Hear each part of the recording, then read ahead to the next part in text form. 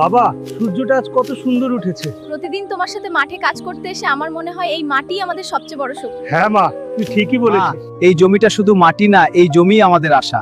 তুই পাশে থাকলে আমার সব কষ্ট হালকা লাগে। সারাদিন মাঠে গিয়ে কি হবে? বাড়ির কাজও তো আছে। মেয়েদের এত বাইরে ঘোরাঘুরি ভালো না। আমি শুধু বাবাকে সাহায্য করতে চাই, বাবার কষ্টটা আমি আর দেখতে পারি না। তুই আমার সবচেয়ে বড় ভরসা মা। তোর মতো মেয়ে পেয়ে আমি নিজেকে ভাগ্যবান মনে করি। বাবা, আমিও তোমাকে অনেক ভালোবাসি। তাকে সত্যিটা বললে সব শেষ হয়ে যাবে। সে যদি জেনে যায় জমিটা তার নামে, তখন কি হবে? কি বললো সৎমা? জমিটা নাকি আমার নামে? তাহলে এতদিন আমাকে কেন কিছু বলেনি? বন্ধুরা সবাই লাইক সাবস্ক্রাইব করো যেন আমি জানতে পারি আমার বাবা কি লুকাচ্ছে আমার কাছে। বাবা, একটা কথা জিজ্ঞেস করব, আমাদের জমি নিয়ে কি কোনো সত্যি তুমি লুকিয়ে রেখেছে? আমি তোকে কষ্ট দিতে চাইনি মা, তাই এতদিন কিছু বলিনি। এই জমিটা তোর আসল মা তোর নামে রেখে গেছে। সে বলেছিল তুই বড় হয়ে এই মাটিকে ভালোবাসবি।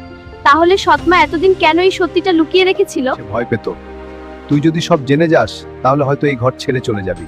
আমি কোথাও যাব না বাবা। এই মাটি আমার স্বপ্ন আর তুমি আমার সবচেয়ে বড় শক্তি।